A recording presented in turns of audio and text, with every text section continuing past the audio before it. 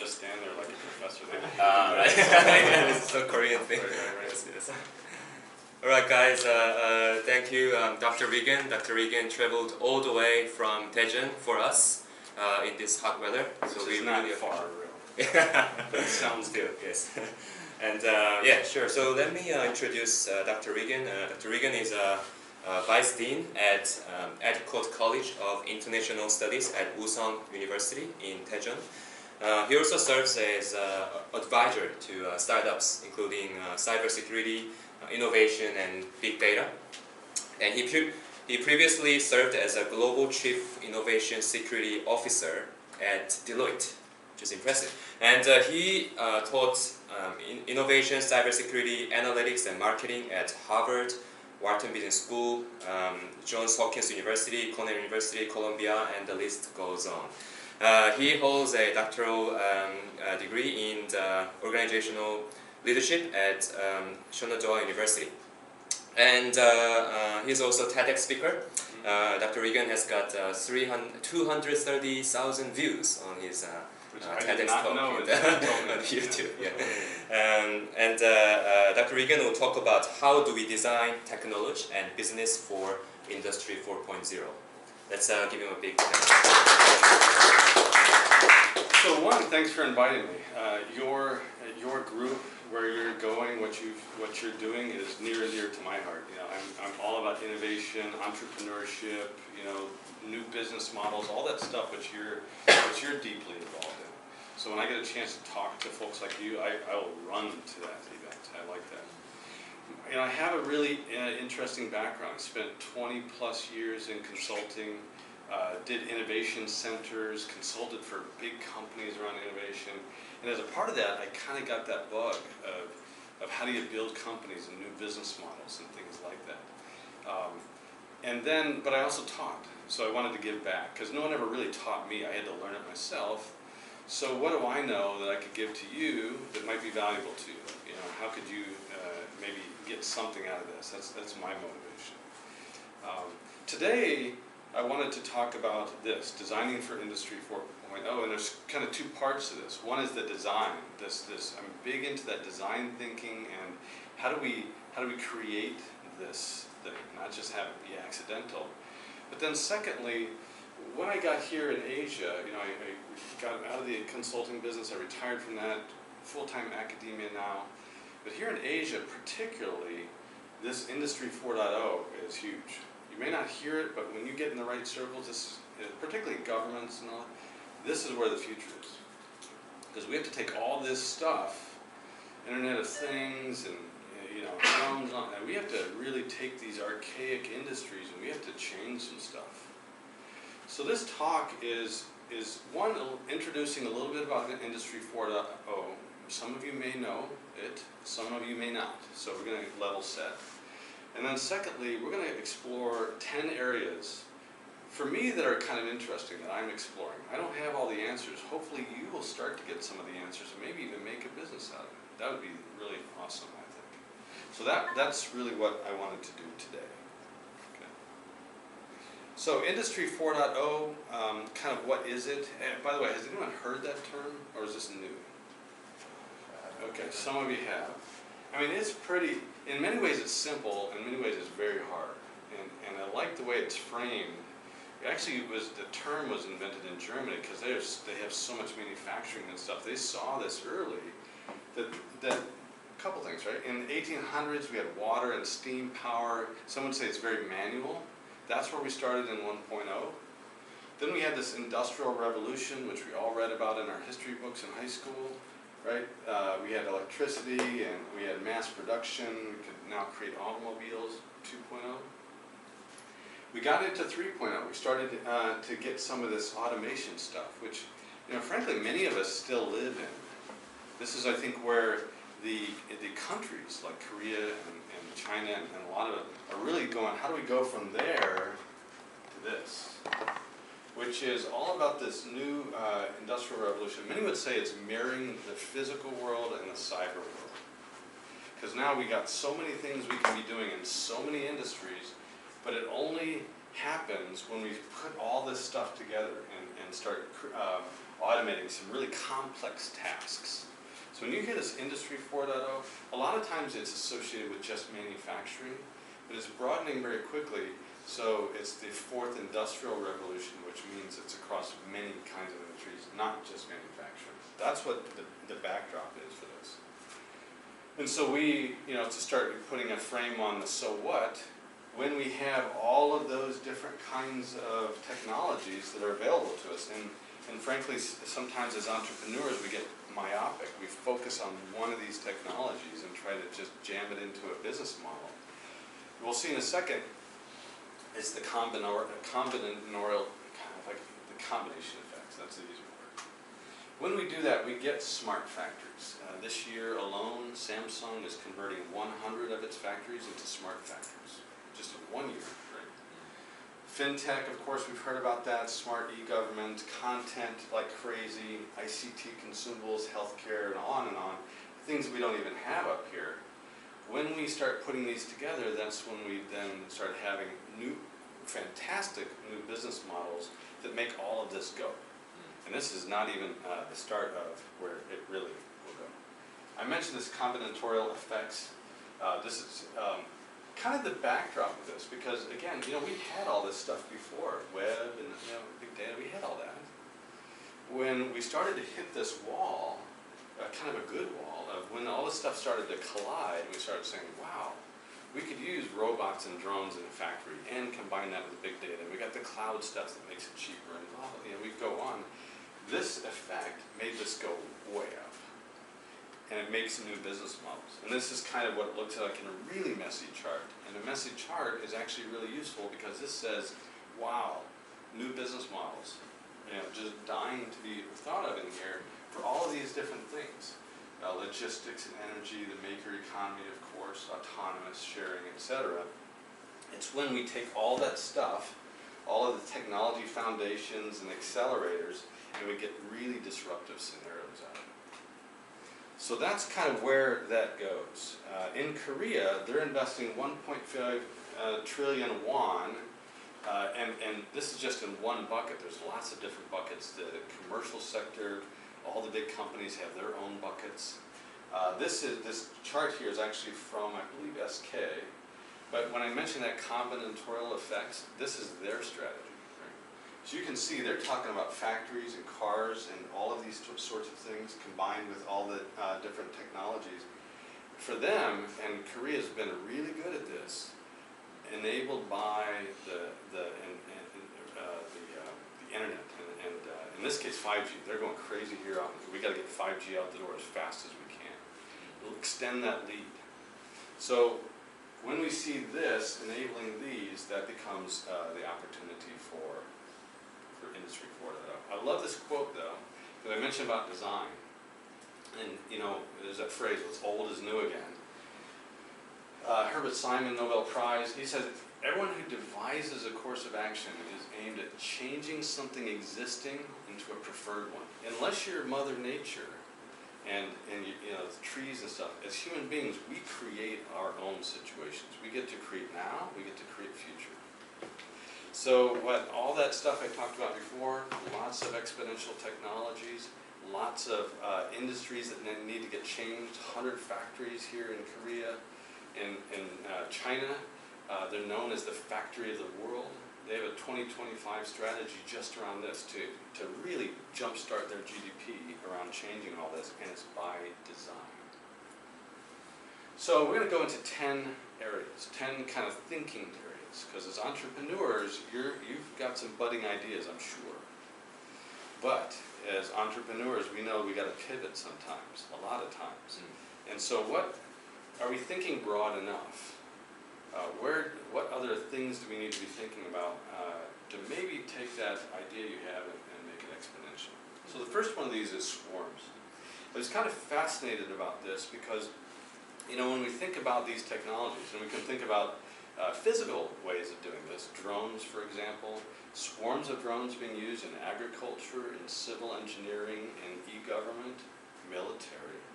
We kind of get that, even though there's still lots of business models to be used around drones, particularly IoT and small sensors.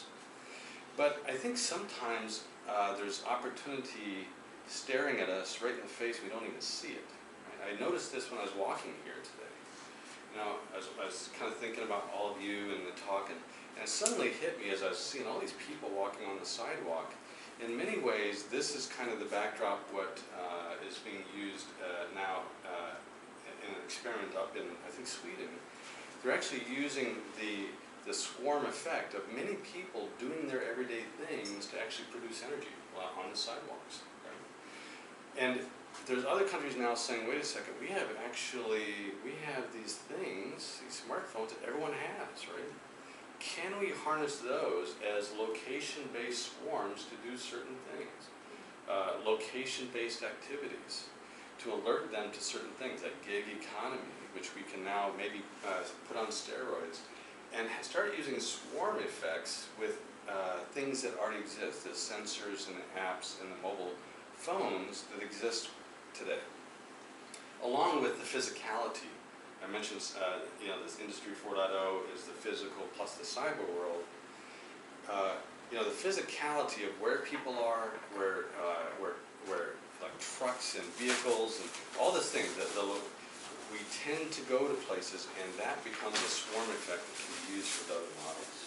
So, as one of the first items to think about then is what part of this can be extended into things that you're thinking about.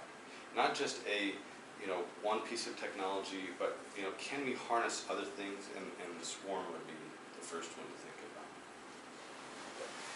The second of these, and I've noticed this a lot on Wall Street, that the APIs are becoming the new middleman. I don't know if you've heard this, but I've seen it come up a lot. So we used to think of APIs as kind of this interface, usually into one program or several, maybe to some level of gateway. But at least on Wall Street, as they take this idea of AI and that we can, Goldman Sachs is now using this for risk. They're saying, and investing. Why is it necessary for me to pick up the phone and call you for advice, right? Why is it necessary? It would be the same thing as me trying to pick up the phone and call Google and say, can you do a search for me? It's crazy. We don't do that anymore. Right? We have APIs, we have something in the middle that starts to automate and orchestrate this process a little bit. For them, they're starting to not only take that knowledge of the advisors and put that into AI, but then use that as a central API that feeds many things. So they can use that advisor and the financial fintech knowledge to then feed lots of things. So it's become the new middleman. Instead of the person being that gateway, now we have the ability to automate and orchestrate knowledge into AI, into APIs, and have that be the new middleman. That again puts this in a whole new realm of, for example, with Industry 4.0, do we have to have a factory doing one thing? Can we have an orchestration of that and have some swarm technology and have just-in-time manufacturing with an API in the middle and be able to create things? When I talk about the combinatorial effect, can we use 3D to create just-in-time things, APIs in the middle, AI on the back, and now we have a much different factory than we ever anticipated. So that would be idea number 2.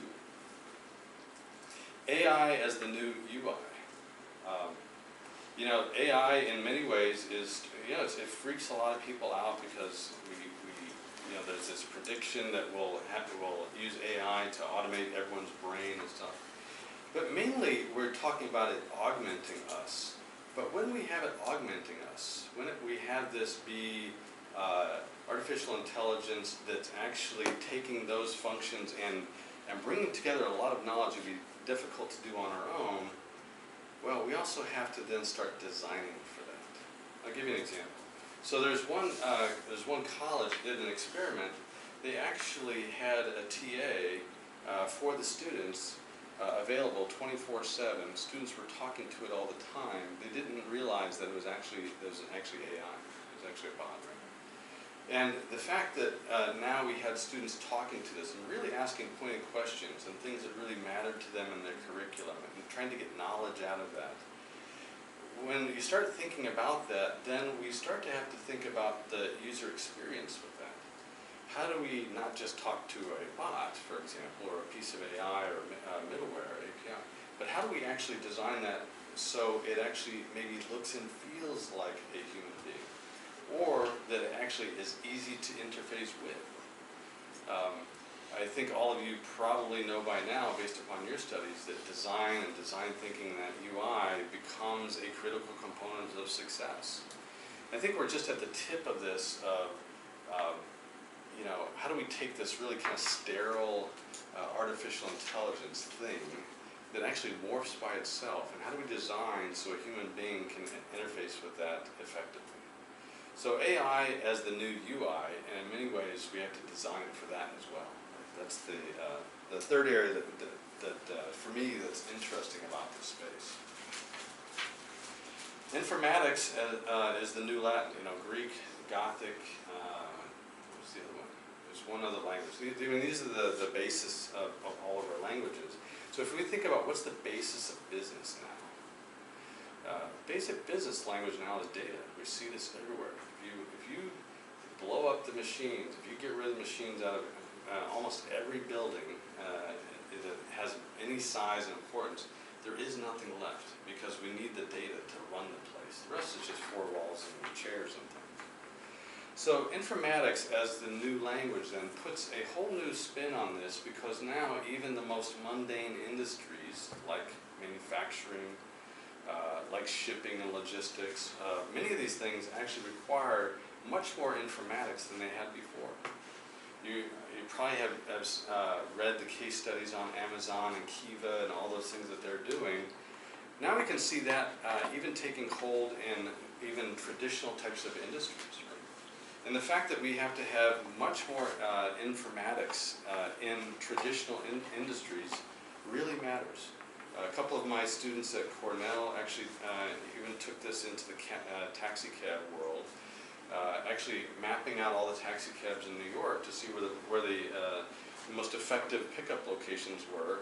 And it was an interesting kind of experiment on how do you take something really mundane, you know, a person driving a car around New York, and add some data to that to actually add some effectiveness to what's been this you know, kind of a traditional industry for a long, long time.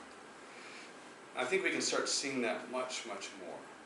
And I would say it's kind of going to be a prize. It's going to be a prize for those entrepreneurs that can take those most basic, mundane, manual functions and add some informatics around it to actually change that in a dramatic way. That's what China is looking at, for example, with its 2025 initiative. It knows it has to power that with data to actually change the landscape of things that have been very much the same for many years. We're also then looking at these, what I would say is you know, we have the B2C, we have the B2B. Now we're getting this H2H, human-to-human aspect of this, even to the point now with a lot of the clothing with embedded sensors and things. You know, we're going to be surrounded by all the informatics and the sensors and things around it, as well as the things in medical, for example, for ingesting sensors, etc.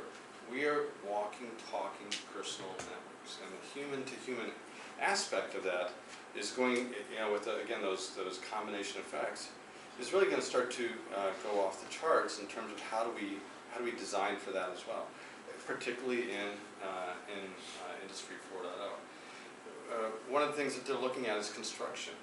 Right now, not only are we augmenting the construction workers to get more power to them, to get more, you know, with the suits that allow them to lift more things, but we also want them to be able to communicate. Where are you?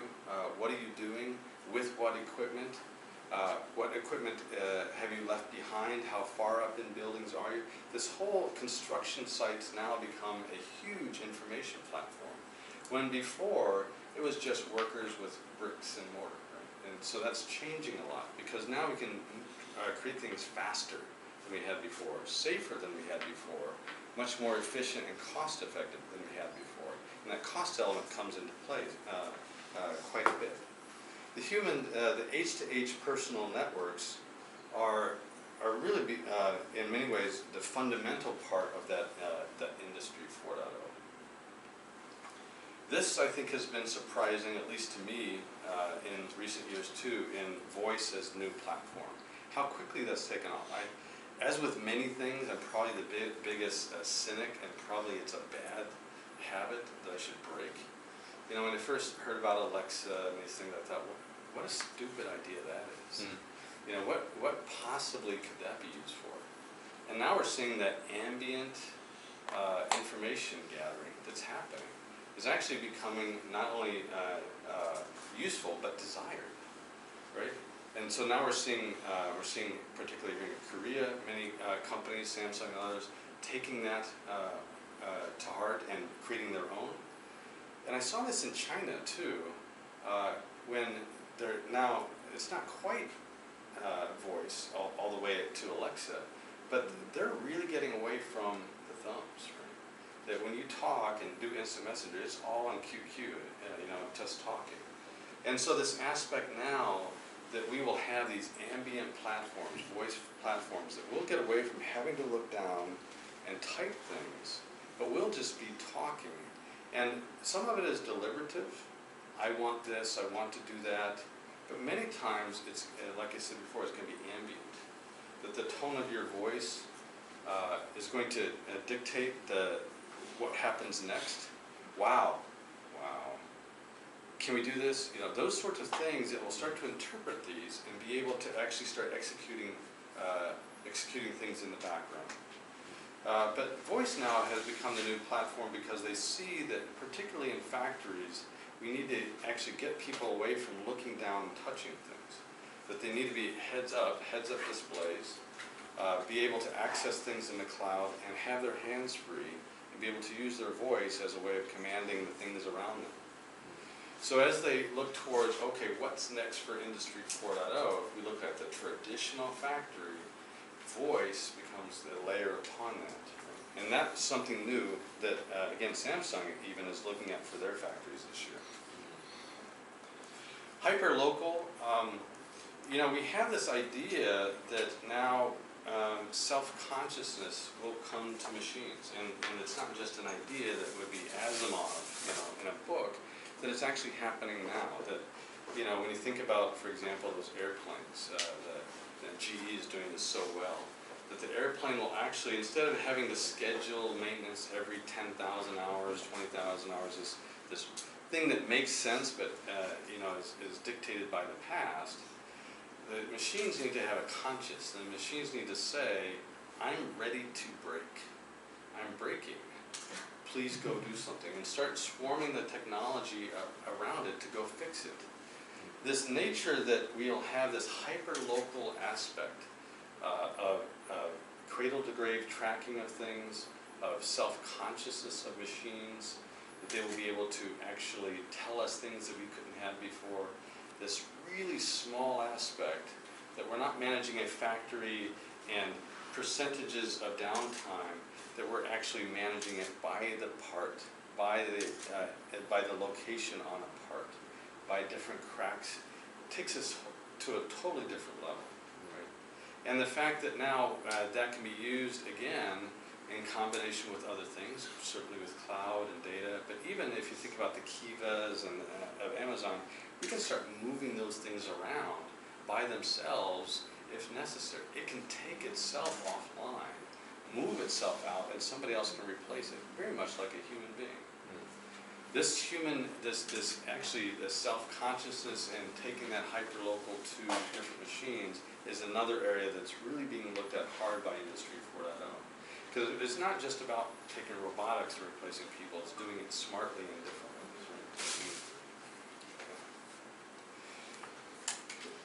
Right? Another area that I'm particularly looking at is this just-in-time innovation. Right? That, you know, because we're moving from this area of,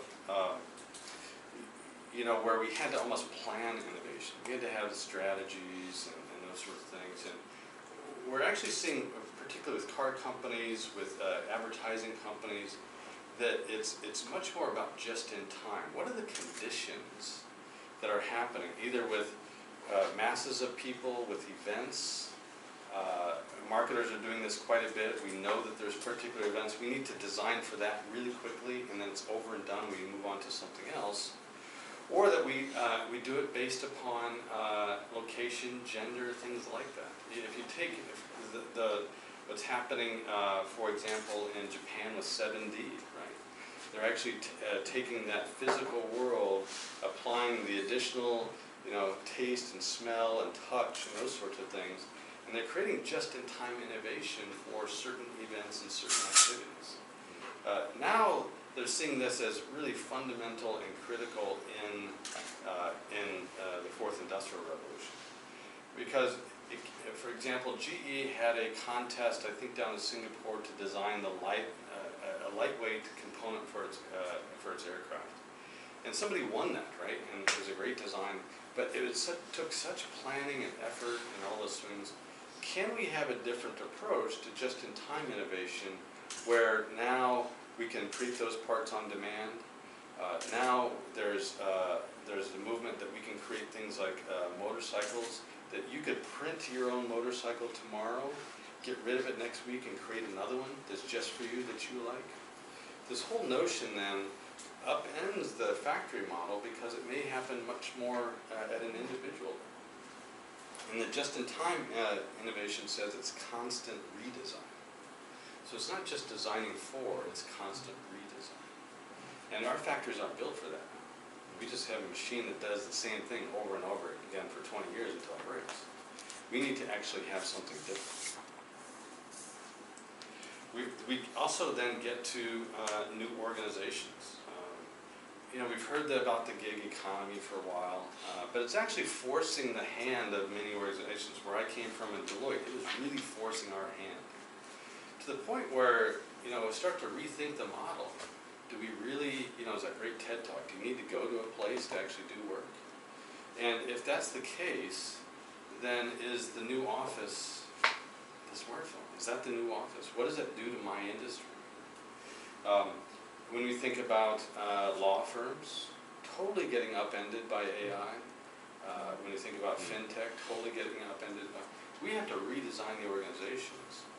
Normally I use this slide when I'm talking to management students and MBAs, because they're deep into those books that we have created 10 years ago. They're all about managing people in certain ways, because we expect them to be in a building and and sit in certain places. We put them into teams, and here's the org chart. None of that really matters here. And so when we have this notion, we have new organizations, kind of self-defined, that we may have those swarms of people getting together to do things, and that maybe it manages itself. When we think about a self-organizing, self-automated, self-fixing factory, you just turn the lights off and go home. That's really what people are struggling with on Industry 4.0. How far does it go? And many people would say, don't even think the old models. Think that these are like people but built out of metal and all that. That they will do the same things, be self-conscious, just-in-time innovation, self-organized, have swarms. These are models now that are really being looked at for Industry 4.0. Whoever gets there wins. Which is why China and other ones are really pouring on the money for AI and data and factories and all that stuff. So the last thing I would sort of put in your thinking cap, and it gives us time then to do some conversation. We've heard about the 4 Ps and marketing and stuff, but now, if we combine that with, or maybe change it with that big data aspect, we move from reactive to proactive, to preemptive, to predictive, to prescriptive.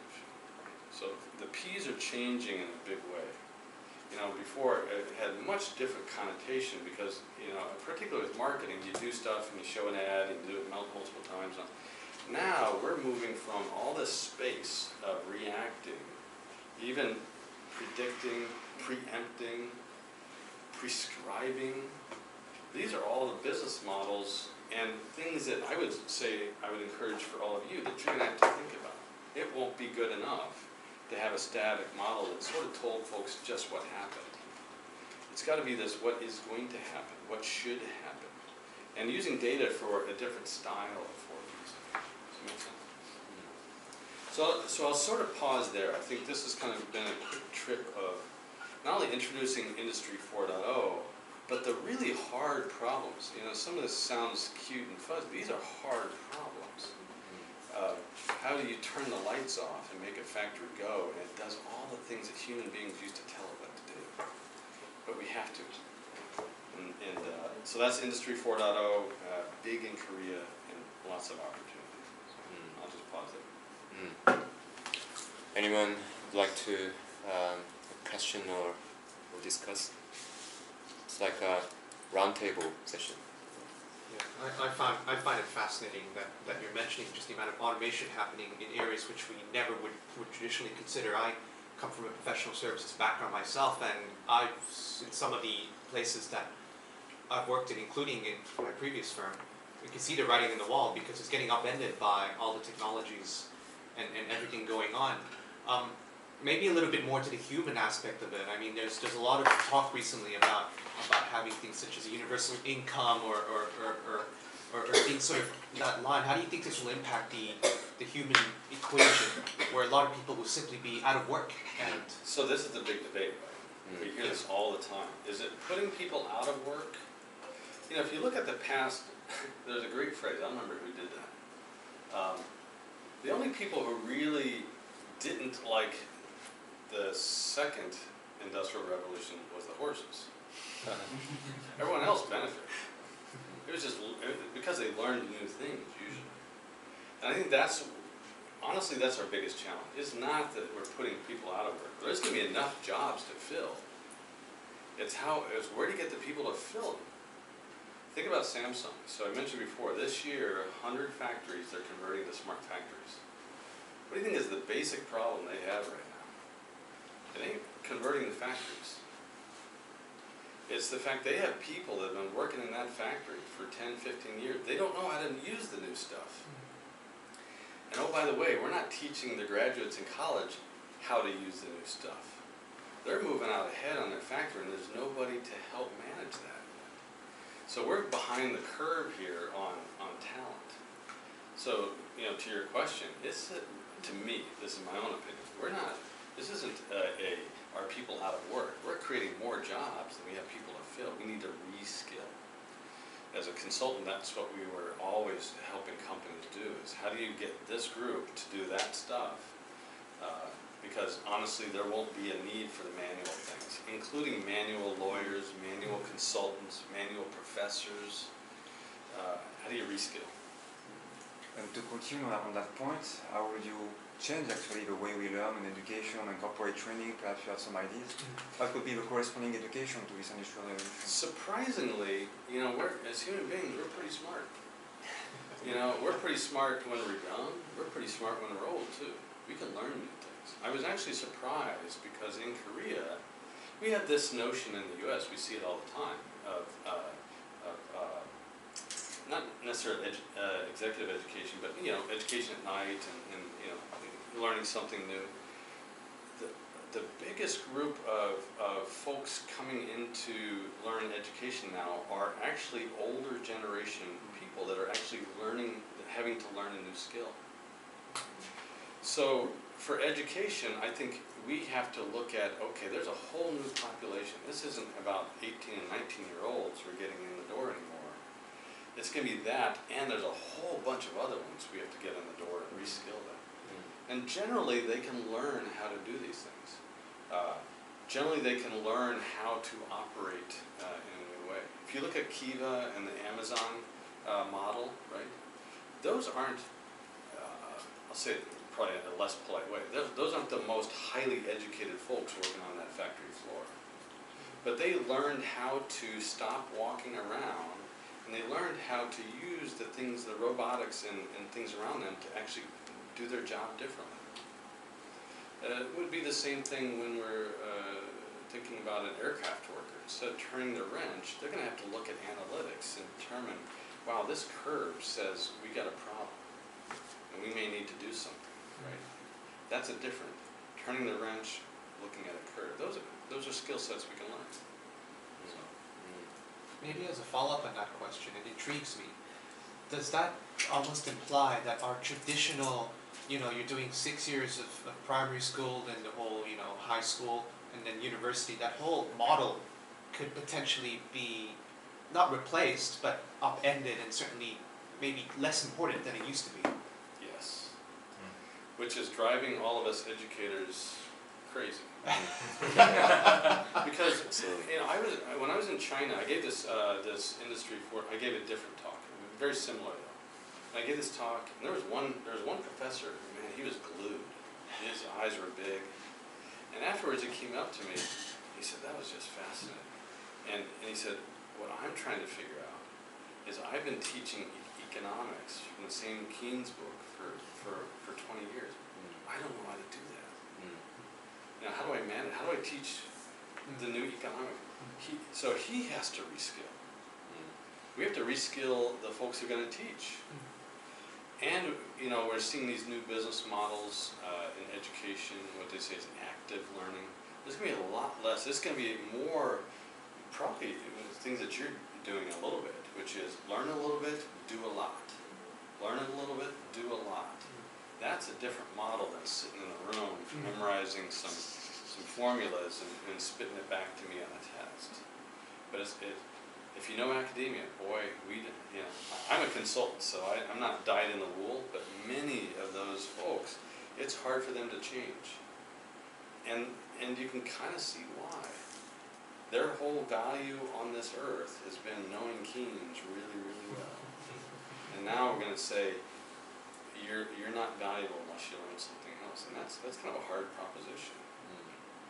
Thank you so much for your presentation. Just want to say I really enjoyed it.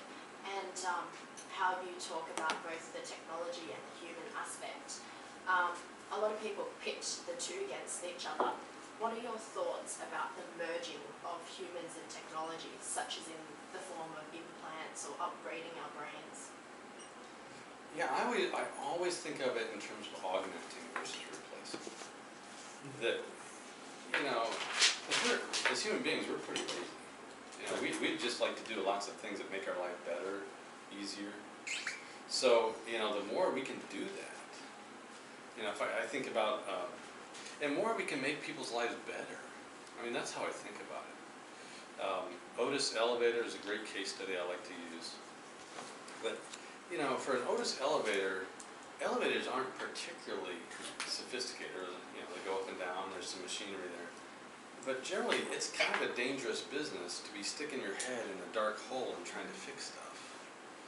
Otis Elevator is now equipping them with, VR and AR. They can, see what the manuals say. They can, there's all kinds of things. We can make that life better. We're augmenting their brains. They're not stupid. They just need information. Instead of picking your head out of the hole and going and looking at a book, I can have it all in front of me. Right? And now I made it cheaper on the company. The company is more profitable. I've made that guy safer. I can probably make his life better because he's going, wow, I don't have to carry these books around. I don't have to call the office anymore. My job just got so. And in 10 years ago, remember with the old days when we had to do that stuff? So in every case, I can almost think of how it makes our life better. And I've yet to find one where it's somehow scary that it's somehow replacing us in some way. Maybe there's an example of that, but that's not how I think about it. Dr. Regan, I'd like to ask a clarifying question around when you said, so these are the problems, and my interpretation is that there are those trends and technological developments, and as an entrepreneur, if you are not capitalizing or monetizing these opportunities and monetizing new inventions, then this could be a problem. And is that where you come from? Well, I'm not sure I quite understand the question. Right. So my really question is, as an entrepreneur, how do we practically capitalize this opportunity? How do we monetize these opportunities? Well, I guess I've seen too many entrepreneurs, and they don't even realize it really. It's incremental innovation. They're just improving it a little bit. They're not really changing the business model. And that's where the big innovation comes. So I could teach you, I'm sure you've even learned it, how to do incremental innovation. I don't think that's too difficult. But for me, it's trying to interject into your thinking something that's going to make you pause for a second. That's going to say, wow, I had this great idea, damn it, now I got this other thing, and start to really wrestle with that, because that's when you're starting to really rethink the business model. Is it possible not to just do something a little bit different? And you can monetize that. But to inject these types of thinking into an area and create a different business model. That's really what I'm all about. Not trying to. I think you will figure out how to monetize that. Okay. So I guess first thing would be to be aware of the change, Right. and to be educated. Right. Because honestly, there's not really a whole lot I can say on monetizing it, because there's so many different models. Either you're going to do an exit strategy, or you're going to go B2B, and or it's going to be B2C in a big way, and you're going to create a platform. There's lots of ways to do that. I can't really tell you how to do that. But it'll sort of be dictated by which way you go. Right. So that's kind of why I present that.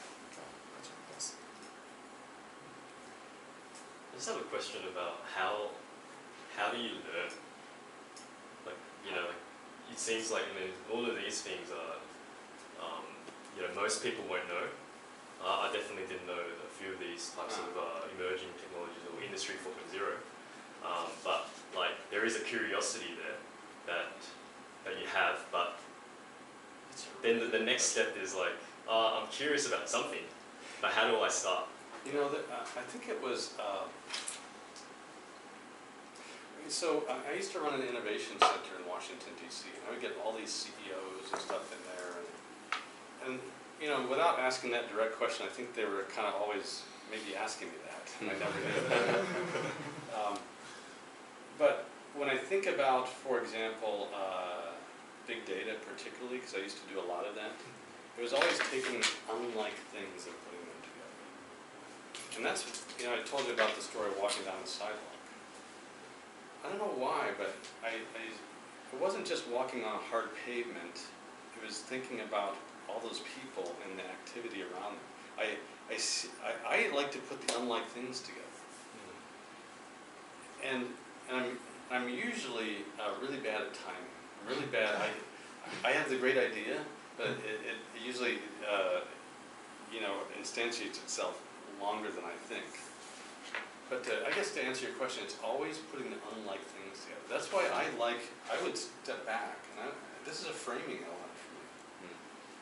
When I'm looking at swarms, or if I'm looking at new organizations and stuff, when I go and speak in China, my eyes are peeled, and I'm kind of looking at, wow, what if?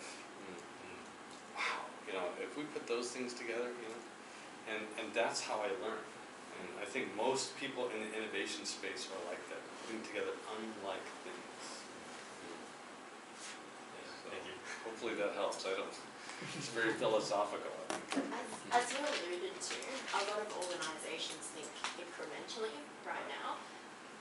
What, in your opinion, needs to change in a traditional corporate to allow them to prepare or actually still be alive in Industry 4.0? Well, we have to have a lot more entrepreneurship in companies. That's the only way it's going to happen. It can never be a dedicated office of something. Because if that's, it worked for some things. Skunk works for Lockheed and developing. It works for something. But generally, you have to have an entrepreneurship culture. That then allows for things to happen organically, that then goes to what I call a Me Too effect. We're all like that. When we see something good, we go, me too. I either want that, I want to build it, I'll invest in that. you know, we're easy at identifying things that we like and doubling down on that in some way, supportively. And so I would always, I remember giving a talk in DC one time. It was some government people, and one young girl came up and she said, "Oh man, you know, you just inspire me and all." But when I go back, I just get the crap beat out of me. No one supports my I said, "Good, go in the corner, just do your thing." You know, we need space. Because the moment you give it some light, usually is when all the management stuff comes on. KPIs and show me your metrics and, you know. So the entrepreneurship allows for these quiet things happening that once it's successful, every manager in the world is going to go, "Hey, man, I want to invest in that. Let's do more of that." So we got to have an entrepreneurship culture. I'm happy when you think about the Samsungs of the world, they could have gone one or two ways. They could have gone corporate, you know, and they still have that in their culture to a large degree. But they also have a big entrepreneurship kind of culture there, and they're inventing stuff a lot. If they didn't have that, they would be by the roadside of corporate, you know, culture. And I think that that's probably what, in some ways, China is struggling with. Because they're very good at, you know, following orders and doing things, and it's made them really good. But they have to have a lot more entrepreneurship, and that's what President Xi is trying to instill in them. Like, hey, let's have a lot more of that culture. And I think when we have that, that's when you also see the Silicon Valleys pop up. Israel's really good at that, entrepreneurship. Most countries, companies, areas that are really good, that are just, it's an engine that can't stop, it's entrepreneurs. Does that answer your question? Yes, thank you. Can't be the office of. I had one of those, I didn't work hard. Related to one of your slides, I think it was the personal, I think it was local. Hyperlocal, yeah. Yeah, I read the book from Mark Anderson, I think it was Makers. I also met like Neil Gershenfeld, the one who created the MIT Fab Labs, and back in the day they thought that everyone right now will have like local factories with additive, you know, manufacturing and 3D printers to actually have a return of the factories and the handcrafting to the hand of people. And in the end, it doesn't seem to be the case. I mean, when I'm going to Makerspace, it's mostly the same kind of people, the same kind of archetype. So I don't know if you agree with this, or do you think it will take more time? Or So there's a phrase, timing is everything. yeah. So are you guys familiar with RFID and the RFID trajectory? Not really. So Walmart, what was it back? I want to say almost 10 years ago when RFID first came out. They're going, okay, you want to do business with us? You can stick RFID on everything. They wanted to track everything cheaper and everything. Didn't take off. You're going, what? How is that possible? Big company, sort of forcing that technology, and it didn't take off. It wasn't cheap enough. It was expensive. So people were going, I know what you want me to do, but I just will go out of business if I do that. So when the technology got cheaper, it became really ubiquitous and it got stuck in everything. Passports and, you know, Walmart stuff, packaging, logistics. It became ubiquitous. And I think to me, the maker movement, the 3D stuff is kind of suffering from that. It's still a little bit expensive, number one. Number two, it's not ubiquitous. The material's just, you know, it's not easy yet. It's hard, and so you have to try to do that stuff. I used to have 3D printers in our innovation space, and, you know, just getting the materials, printing the stuff, it was messy, it was difficult, and so that's why it's suffering. It's not good enough yet. Once it becomes good enough, then I think, my prediction, it will happen, but we're still early. We had a chocolate company come to us, and they were really concerned about this maker movement, actually. Do you have any reason why? Why would a chocolate company be scared of 3D printing? Everyone can print its own chocolate, you know. Think about that. I met my wife. We did our honeymoon in Paris. It's our 10th anniversary. Do I want to buy a chocolate bar, or do I want to create the Eiffel Tower? It says, "Have to be 10th." You know, there's this customization that pretty soon it'll be cheap enough. We'll have this available to us. It'll be easy, and you know we can just order the chocolate and whatever we want off of Amazon. It'll be here tomorrow. You know, it's got to be that way. been watching it kind of too, and yeah, it hasn't taken off. It's just not easy. In relation to the maker movement, as an alternative to the additive printing that the most popular 3D printing machines do, have you seen the type where it just it forms a solid within the liquid itself? Then you just take it out Yeah. and it's like. Yeah, I've seen all kinds of crazy stuff. I've seen that. Do you think that type of printer will actually propel the maker movement? No, I think it's going to be much easier. I think it's simpler. Like most things, it's got to be cheap and easy before it gets ubiquitous. You know, I think the style may get easier, but I don't think I don't think the success will be pinned upon a particular style. I also think probably it'll be an industry that propels it too. And we've seen dabbling in parts and stuff like that. We've really started to see it, even more interesting examples in medical. I mean, really printing organs, veins. I mean, just some phenomenal things, printing the human body parts. So usually too, when you have these low and these laggard kind of situations, there will be an industry that then really finds a way to accelerate it. That's kind of what happened with RFID and logistics. No one really could figure out what that was going to be useful for until that happened. But I think the medical seems to be the place where it's starting to pick up more. Have you seen any biohacking labs in Asia? That's a good question. Not really. No. Not that they're not there, but I haven't really paid attention to that. That's a good. Now I keep my eyes open for something else. Okay. Yeah, I'm curious because I work in a biohacking space in Sydney, which just got established about 2 years ago. Yeah,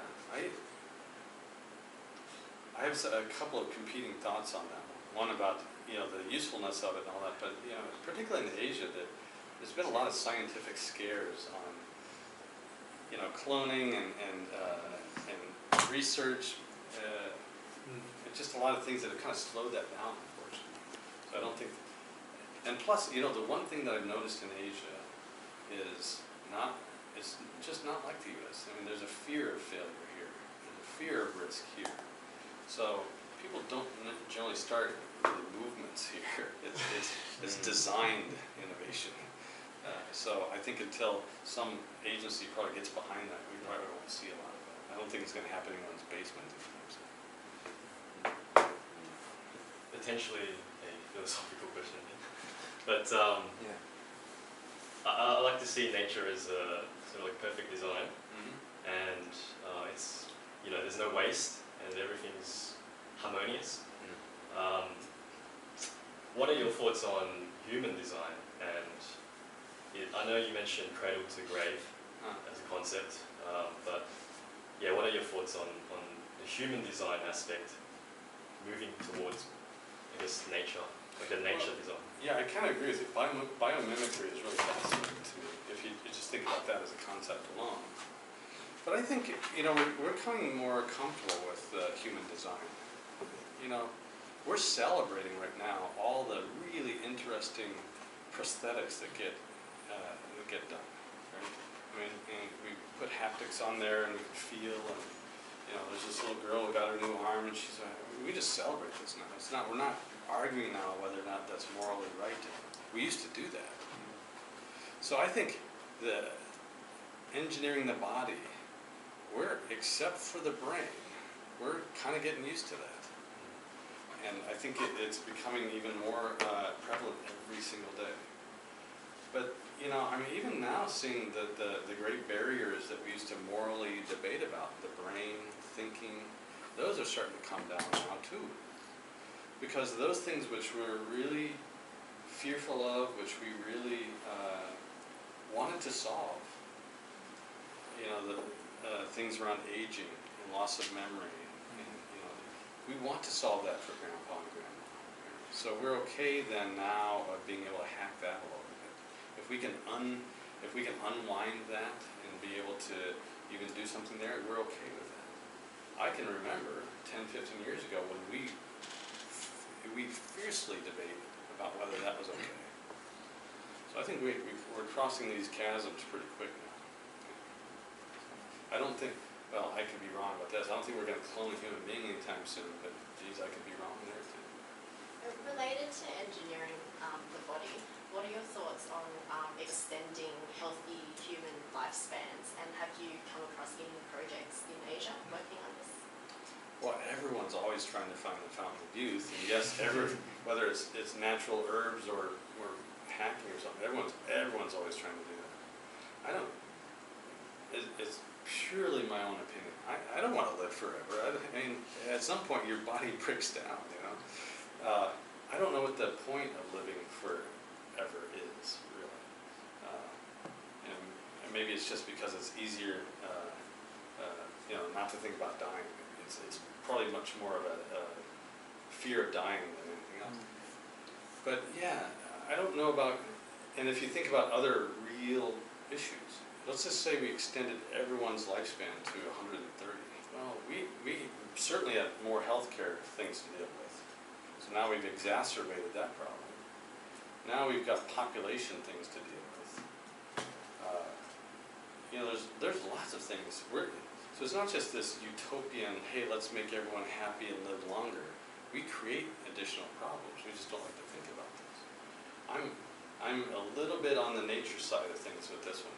Let people live as long as they can, for as happy as they can. If you can make them comfortable even in the later stages of life, that's okay. I'm not sure about the whole extending life thing.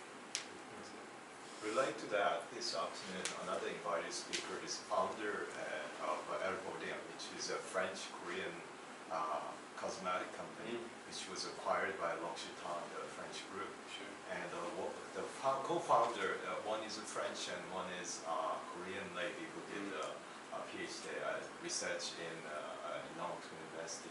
And then the thing she confessed was because they had a mysticism about Asian beauty and about Korean ginseng and homeopathic herbal. So immediately when they got hooked up in the conference, they said, let's start something. And then it came back to like today, 10 years afterwards. And I think the whole thing about cosmetic is we want to remain young. And probably I'm 10 years older than most of median age of this group. But I like their passion. I like their craziness, like last night. But I want to remain like wrinkle-free. And JR, you look like you talk like a teenager. And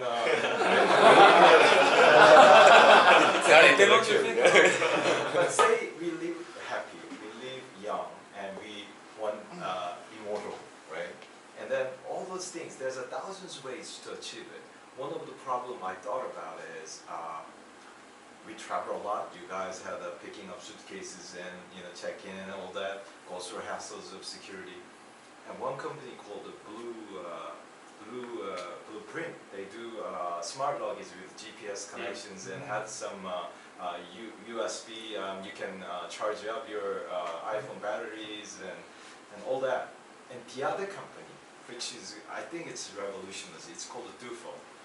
They first go through your survey questions about your type. Basically, once you register in their digital closet, they have some kind of like a DHL center. And then you choose your conference. It's a Jisoo organizing. It's in Korea. It has some mix of craziness and casual, and there's no formality there. And then you choose click, click, click, click.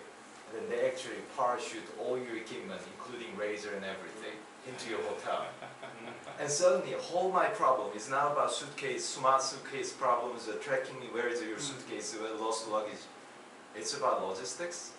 And then suddenly your problem is, well, it diverts the same solution. It makes travelers happier.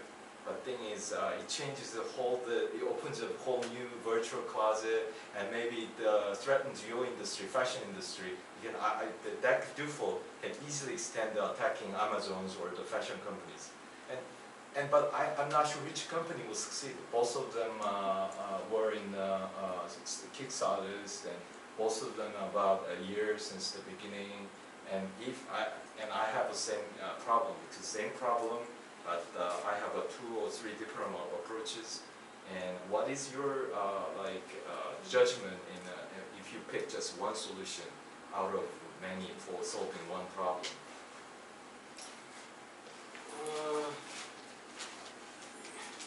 Well, this is what I always tell entrepreneurs. I'm not smart enough to pick the winners. Every venture capitalist would tell you the same thing. We're not smart enough. We like our assumptions validated by who? This is like entrepreneurship 101. Yep. By the market, right? Yep. So we have great ideas. We like to think about the business models, and and we all have a preference on how big the size of the market and types of industries we like and stuff like that. And that kind of frames what interests us. But then when we get down into making a decision, we all want the big voices out there to tell us if we're right or not. We're not egotists. We can't tell. So normally I would say, wow, these are great. Tell me what the market, give me some, what has been your experience in selling in the market. They'll start to give me an idea of what is right. It'll also give me an idea of, wow, you're close, but the market is telling you, you need to pivot because you need to be doing this thing that you're not doing now. So there's always this beacon that happens outside. It's called the market and the customer and the consumers that tell us what's the right answer. We're really good listeners, honestly. Venture capital. We only pick things that that the market tells us is good. So does that answer your question? Probably not. It's a very good answer. Thank you. A few months ago, we organized an event called Industrial Future back in France, and we invited people from Airbus and also Renault, and they explained us how the immersive technologies are completely upending and revolutionizing the way they do maintenance, building, fabrication, also training, on-the-field training. People, they don't even know, they don't need to learn actually, because they have all the knowledge contained in head-mounted display. So how to repair something, I don't need to learn it. There's like arrows overlay on top of my view, and I can just follow the instruction, And so do you think like immersive technology should be here, or in your slides, or? Just the immersive technology? Yeah, like VR, ER, MR. Yeah, VR, AR, all that. It's absolutely, there's probably 5 or 10 more things here. These are kind of the ones that I'm thinking about now because they're a little bit not as widely talked about. But it's a great example where I'm really never thinking about just one technology. When I think about VR, I'm also thinking about what is delivered to VR. So the big data and the AI and all that stuff, that's what makes it really valuable. But I'll tell you around VR and AR, what's really piqued my interest is that story I told you before about 7D in Japan. Where, really, they created a zoo. You can walk in there and you can pet a polar bear. It smells like a zoo. That's really stretching it. But we have all this technology. We have haptics, we have smell, all that stuff. We can do all this stuff. So, when I think about that, and I was talking about unlike things, so I think about 7D in relation to education. In my lifetime, what I want to do is I want to walk into a classroom, and I'm saying, okay, we're going to talk about Kiva and Amazon today. Guess what? We're going to Seattle right now. And I want 7D to pop up, and we're in the factory floor. We're seeing it live. We're seeing this stuff go around, right? When we're talking about Fourth Industrial Revolution and we're training people, we're not having them sit in the classroom looking at slides. Boom, we're right in the middle of it. There's the big machine in the middle of the room. And boom, parts explode. Now we can bring this and look at I'm combining these things to actually stretch what we do. And right now we're kind of married to the physical. Right? We're married to what we know. So VR is a great example of, it ain't just VR, it is, wow, it's putting all this stuff on top of it. And generally we're pretty good at imagining the future, but we're we're also really good at cutting our ideas short. We need to, it's the unlearning stuff, right? Go right back to kindergarten. Kindergarten would tell you, boy, you know what I want? I want a petting zoo. I want a zoo in my bedroom. And they'll tell you exactly what should happen, right? And so we kind of need to think about that.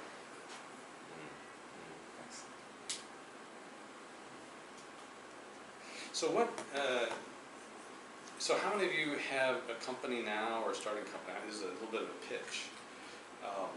So one of the things I'm doing in Deja, I'm a scout for an innovation fund between a couple of universities. And we do have funding available for startups that located here in Korea in particular. So that's caveat number one. But we're looking for companies that are looking for sort of that bootstrap, that angel type investing. And I think next spring we're investing in the next round of those.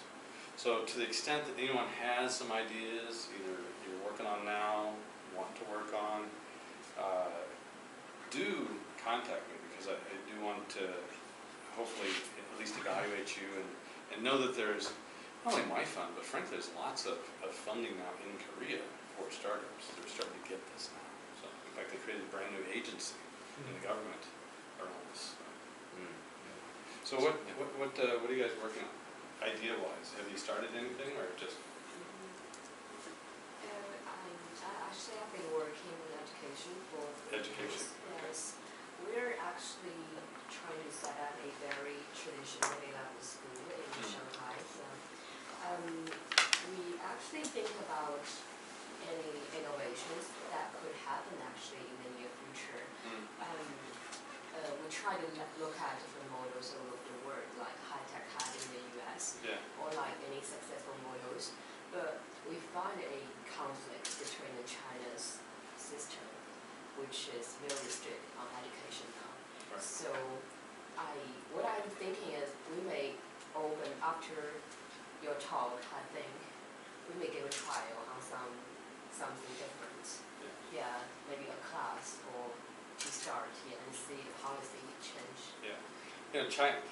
You gotta love China. I mean, there's lots of countries that have their own sort of artificial impediments, right? The U.S. has things that we do ourselves, and Korea. What makes China good is they're very good at organizing, and here's the lines, and everyone goes in that direction. Yeah. Not so good at sort of extending.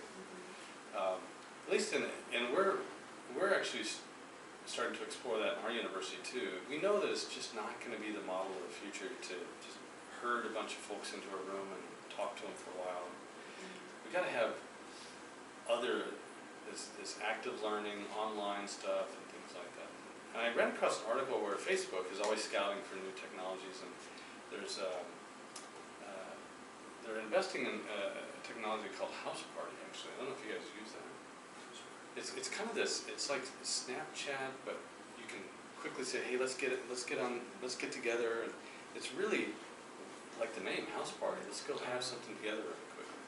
And I started to think about that on like things together with education, because normally when you're in college, you have to, hey, let's go to this room and study together, or let's go do this thing. You're always trying to organize, and this allows you to do it even if you're across the globe. So I'm beginning to think about, that bolted onto this together. How does that shape a new way of education? And I also think we lack the capable teachers actually to teach. Yeah, that's the thing. That's huge. Guys, the live video is ended, so you guys can talk about any confidential information. Finally! No, Bruno, go! I should have been smarter than that. Okay, off now. So other things you guys are working on? I'm working on a marketplace of sustainable label fashion. Oh, okay. I'm the technical guy. We have Jimmy as founder, co-founder, and Raymond. There's another great example. Biggest cynic, I thought when I first saw some models around that, I'm going, really, who's going to ever do that? And surprisingly, a lot. That if you can print your own really cool stuff that you saw, everyone wants to do that. So, but it hasn't scaled yet, so maybe it'll be What are you working on? Me? Yeah. I've got a Korean beauty e-commerce business. And wow, that has come on strong, that whole market, right? Yeah. Wow, there's actually some really successful companies that now do. Yeah, definitely trending upwards. I was surprised about that. So there was, I gave a talk in Itaewon maybe a couple months ago, and there was somebody, she was a student here, actually, she's from Vietnam, but she had started a booking service for nails. See, a guy can never appreciate this. The guy would say, really? Is that necessary? She is going off the charts. I mean, everyone wants to have their nails done, they're trying to get the right time, the booking service and all that. Yeah. And it's almost like a concierge thing all in one, and she's doing great in her business now. So, Yeah. that's good. But anything you're working on? So I always have difficulty trying to find like what to read next. So I'm building a platform that will take away that uncertainty and just recommend, a book that you'll probably like, So I could use that. yeah, so I'm looking to kind of do some testing or probably beta testing and putting it out there by the end of October. Yeah. But, yeah. You kind of still see that, right? Even though we have Amazon and all that, I constantly see people saying, hey, I want to read something new, and got any recommendations? And I always wonder, why are they doing that when we got this, stuff out there? It just hasn't quite worked yet. Yeah. So maybe you'll invent the next Fingers one. crossed. I'm working on the startup company in Daegu for the dynamic analysis. For what? Dynamic analysis. Okay. Yeah, Of what? for the prototype of our startup's product. Yeah. So actually, I'm really interested about that industry 4.0 because in my town, in my startup company, there is a lot of R&D, different R&D groups, and that group is actually make a lot of kind of data, but actually they just waste that data to other things. So Yeah. it's really Yeah, Seoul, for example, using big data to do everything, predict where the road should go, traffic, this, that. I mean, they're really good at sort of turning on the jets for big data, but you're right, we don't throw anything away now. We're just constantly producing data. But probably, maybe there will be like this API, right, that you can plug into something rather than create all the analytics on your own. Interesting. So I'm working with Uni in a game for education. Perhaps you can explain better. Yeah. Okay. Delegating. The PR. So it's like a mix of Pokemon Go and MOOCs. So yeah. So like how to foster and to acknowledge more all the informal ways of learning, non-formal ways of learning.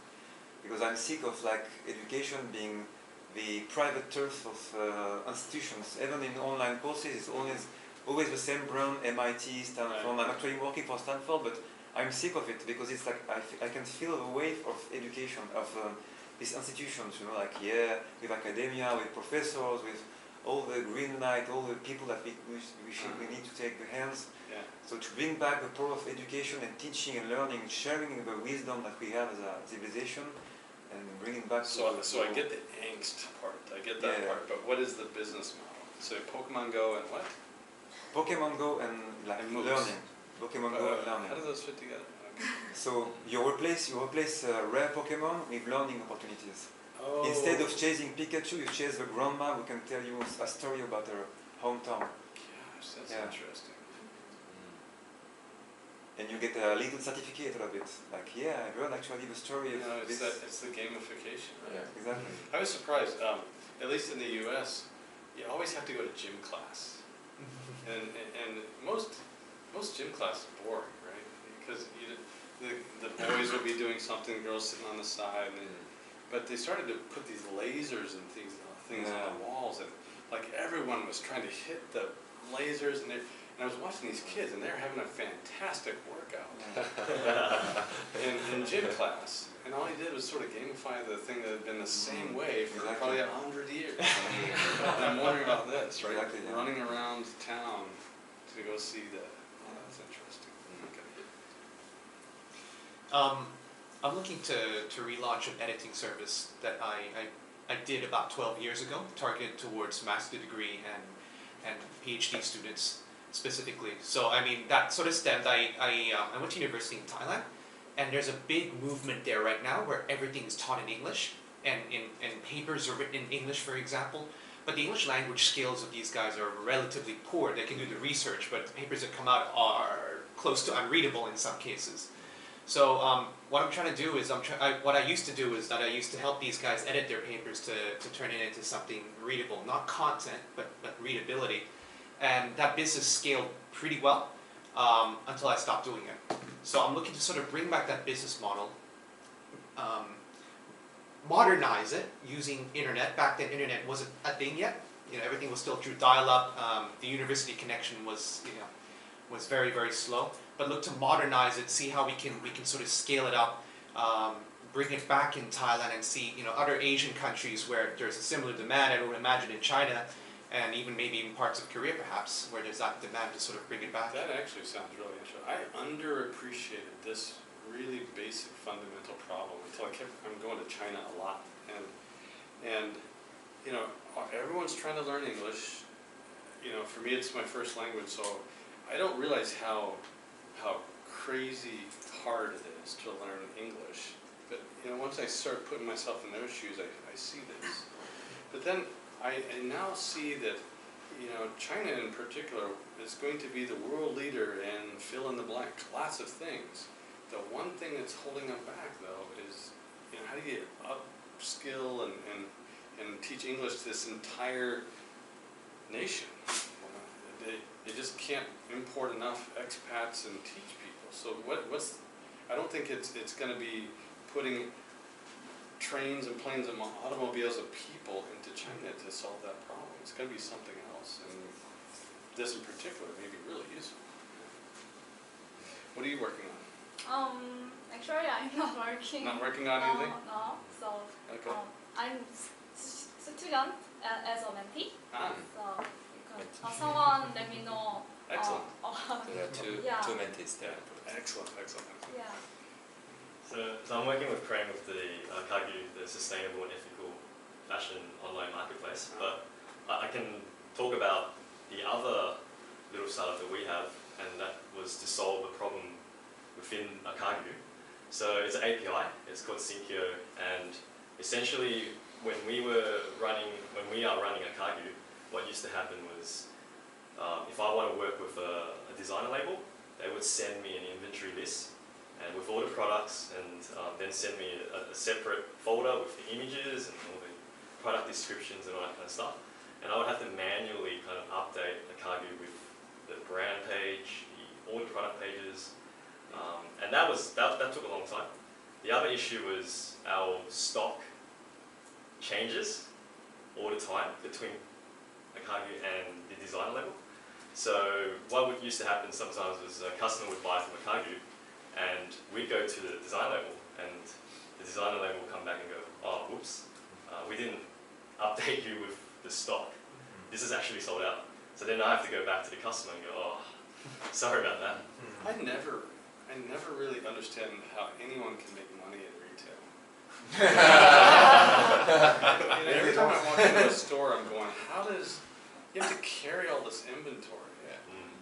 And how do you know what's selling and what's not? I mean, Walmart's good at that, but it seems like you have to carry all this stuff.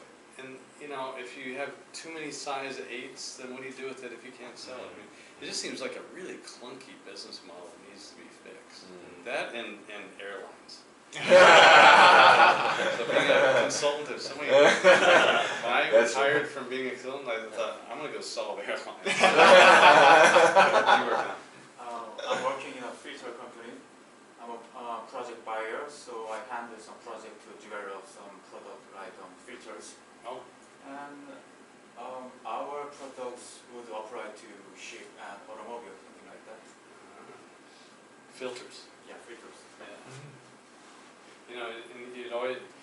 Those kinds of really mundane, small, unimportant, are the ones that tend to blossom into really interesting industries, and somebody figures it out, something brand new with that.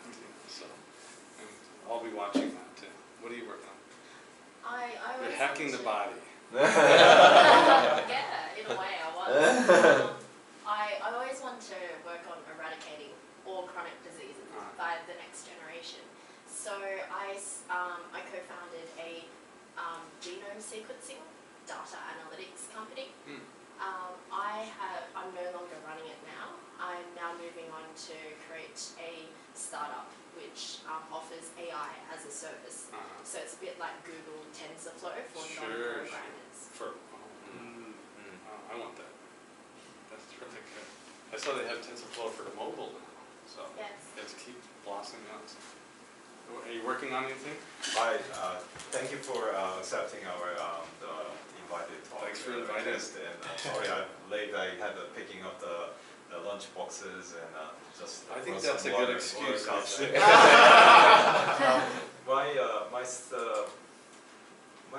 My little bit of startup. In fact, last year I went to the second gate review of the Amore Pacific the competition.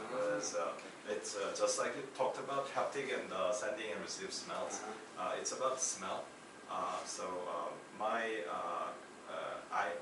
I have a prototype in the box there I made with my company friend who That's a pretty have good looking a backend. Let's present this. Yeah. So basically, if you think about the product that you choose, you know how the color and what the shape of, whether it's a loose fit or the tight fit. But if you think about smells, you tend to pick up the airport duty-free ones in a rush. Right. And then you don't really know what you're buying because in the perfumes there's a top note, middle note, and the base note, and the smell tends to change. So now I learned something new. I had no idea. Yeah. So the perfume that smells after 20 hours when you go to bed is completely different from when you have the first initial smells after spray. So my company is basically, we the state of the art, this IoT, me and my friend designed using Arduino. It has contains a liquid inside this bottle, has top, middle, base, and basically the smell have 7 primary notes. I worked on LG's LG display, red and green, blue color filter for Apple iPhone, iPads. So based on that idea, my assumption is we have primary base notes and combinations of these base notes. We can pretty much mimic what people's preferences are. And Where are you at in your funding cycle?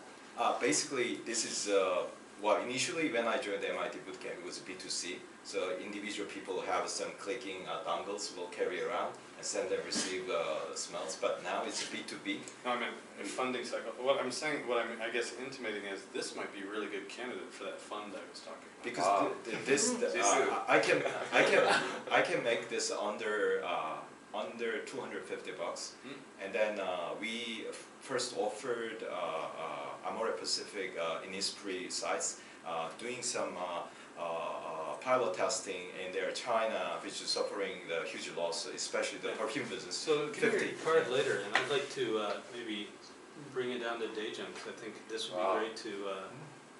This would be great, especially in Korea. They're big in cosmetics, and this has all the earmarks for something that would be fundable, and really interesting. But the beauty of my company is not this. Thing is, I pivoted the that's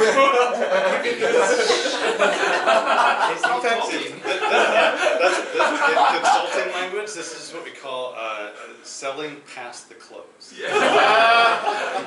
You are not buying perfume if you join membership of my company.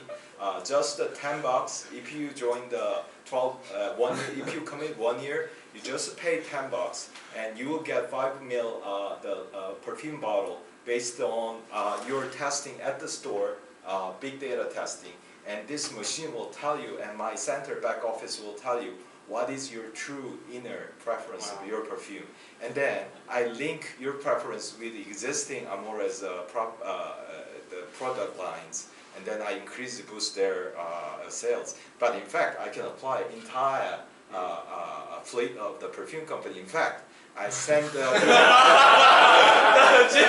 I contact contacted Christopher Woods, the head of a loader, ST loader in Asia Pacific, and I met him personally in Hyatt Hotel in the morning breakfast because I wanted to grab him while he's here just for 3 days.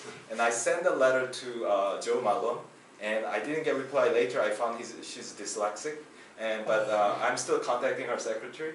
And I contacted Miss Lee Ho-jung, who's this afternoon's speaker. And in fact, I contacted her for my business. So give me your business. I just wanted. Have you guys been in like American shopping malls? Oh, yeah. And then there's that woman who's always spraying. So I'm wondering, I'm kind of walking by. No, this would be really interesting. So let's some of your like if you have a data sheet or just some information. I have a app. I mean I have a mock-up version of the app. That's so right. I can have. Yeah. Good. Can And be on did your you talk about marketing what you team? do? Sure. Have one of these in your bedroom, right? This would be great. Yeah. What are you doing? Yeah, sure. I'm an entrepreneur, so I work in Australia Post. Oh yeah, you mentioned that. Yeah, so Amazon is coming to Australia next year, and it's gonna disrupt our retail industry and also general Australian economy, and especially Next speaker. no, that's not it. So and for example, there's a company called Harvey Norman, which is massive company. Oh, Harvey Norman. Yeah, Harvey Norman, they expect 20% of revenue decrease within a year. So my team's role is to innovate in this e-commerce area to slow the penetration of Amazon. We'll never be able to defend, but hopefully we can slow their growth. That's a good problem. That's a big problem. Yeah. Cool.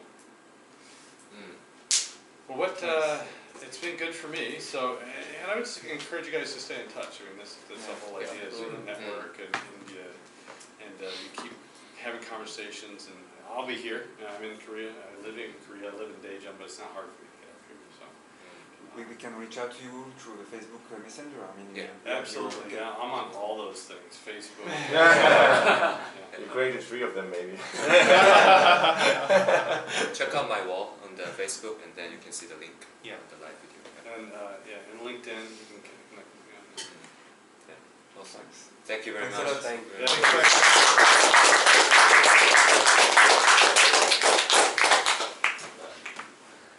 You're heading to meeting or? No, I'm gonna head over to Seoul Station. Okay. Catch a train. All right. Okay.